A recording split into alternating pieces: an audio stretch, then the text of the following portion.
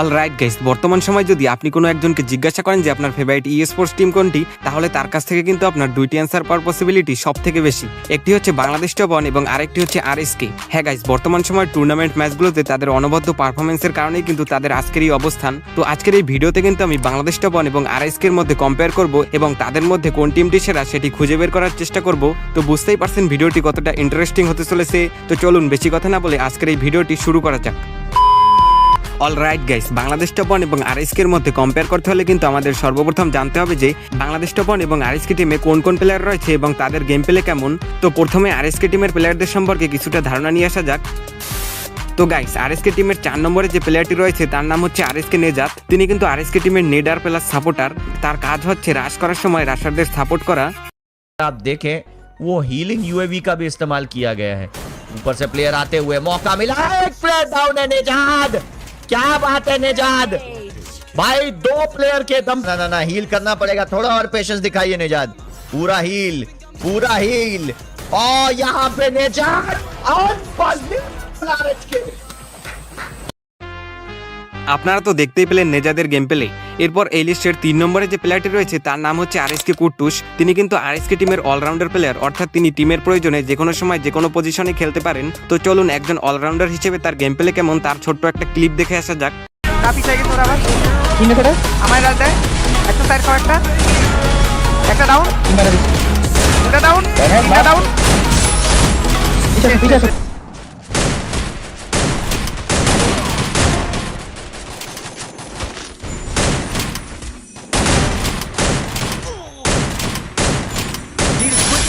দেখতেই তো পেলেন কুট্টুসের গেম প্লে। এরপর আরএসকে টিমের 2 নম্বর প্লেয়ার হিসেবে কিন্তু থাকছেন আরএসকে ফ্লিকার। তিনি কিন্তু আরএসকে টিমের স্নাইপার প্লেয়ার এবং তিনি কিন্তু বাংলাদেশের সবচেয়ে ভয়ঙ্কর স্নাইপার প্লেয়ার।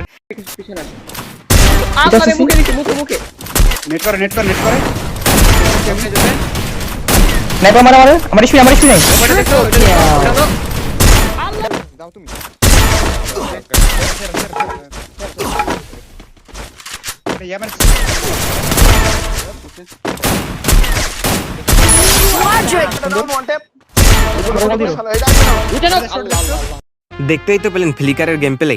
গাইস, স্নাইপার প্লেয়ারকে কিন্তু একটি টিমের ব্যাকবোন বলা হয়, কারণ একটি টিমের স্নাইপার প্লেয়ার ভালো থাকলে কিন্তু ওই টিমের রাশাররা রাশ করার সময় অনেক বেশি বেনিফিট পায়। এই দিক থেকে কিন্তু বাকিদের থেকে আরএসকে অনেকটাই এগিয়ে আছে। অলরাইট গাইস, আরএসকে টিমের 1 নম্বর প্লেয়ার হিসেবে কিন্তু থাকছেন আরএসকে ব্লেড। তিনি কিন্তু আরএসকে টিমের ফার্স্ট রাশার এবং তাকে কিন্তু বর্তমান সময় বাংলাদেশের সবচেয়ে ভয়ঙ্কর রাশার বলা হয়। তো চলুন তার আগুন লেভেলের গেম প্লের ঝলক দেখে আসা যাক। প্লিজ কাজ তো পারে ভাই, চোর হইলেও কাজ পারে ভাই। চোর কোথায় নেই, সব জায়গায় চোর ভাই। চোরে তো চুরি করবেই। সামনে দিকে প্লেয়ার শর্ট কানেকশন, নকডাউন বের করতে হবে। একটা শর্ট কানেক্টেড ব্লেডের সামনে, তার ব্লেডের কিছু শর্ট কানেক্ট হয়ে যাবে, নকডাউন গুলো বের করতে হয়। আর একটা short connected, blade connected and kill will be getting the kill. এই মুহূর্তে আরেকটা লেজেন্ডারি লেভেল গেম প্লে, আরেকটা লেজেন্ডারি লেভেল পারফরম্যান্স। সামনে দিকে প্লেয়ার আছে, ব্লেড একাই 100 সামনে ফ্রন্টে player one. Oh my god, player one shot, other player other shot direct direction. obviously blade, oh my god, blade the man, the beast, the gangster of Red Hawks, the one and only, the best man. আরেকটা player, না জিটির হাতে wiped হওয়া যাবে না। Blade, come on মা বয়, last ক্লাসটা, last 1 player remaining.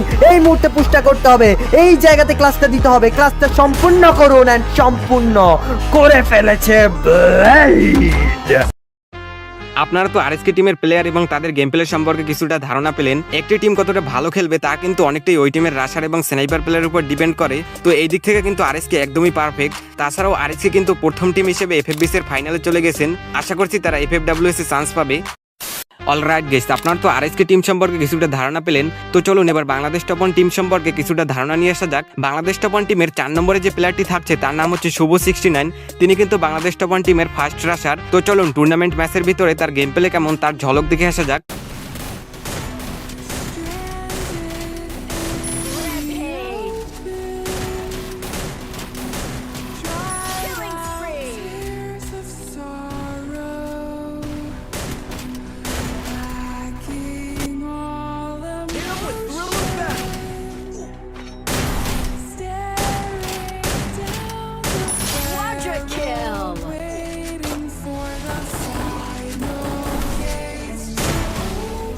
দেখতেই তো পেলেন শুভ 69 এর গেম প্লে। তো একজন রাশার হিসেবে তার গেম প্লে আপনার কাছে কেমন লাগে তা কিন্তু অবশ্যই কমেন্টে জানিয়ে যাবেন।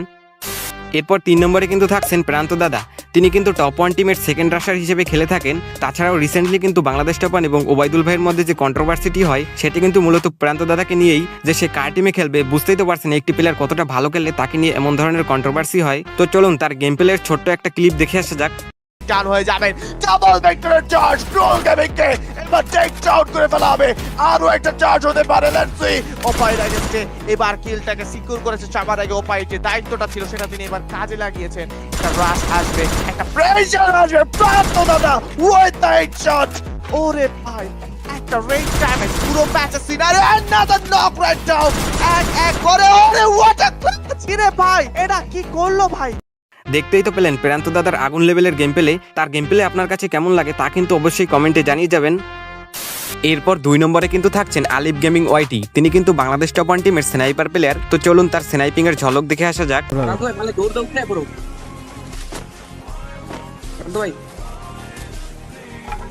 তুমি মরো রে ভাই, আমি পকেটটা মারি আগে কইবা না তুমি এটা।